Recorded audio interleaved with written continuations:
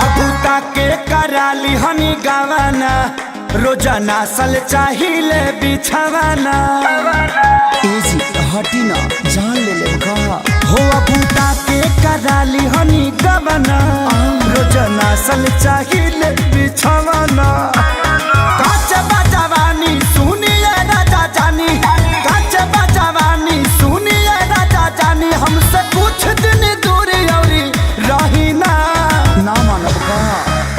नान्हे बा हमरो उमर कमर लोटे साहिना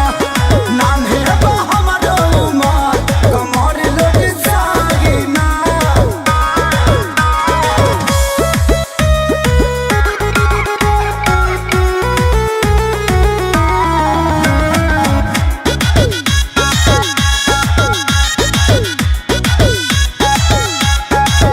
नाही करी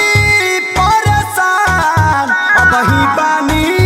हम नादान से जिपा चढ़ी जानी फान लागे ललबलई कोई हम जान दूधा के दांत तुड़िए के दम लेव का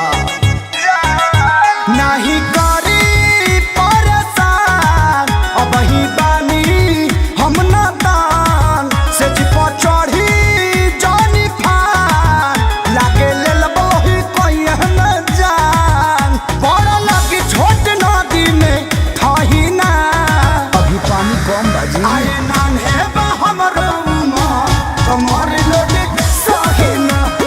नान्हे बा हमरो उमर कमर लोटे साहिना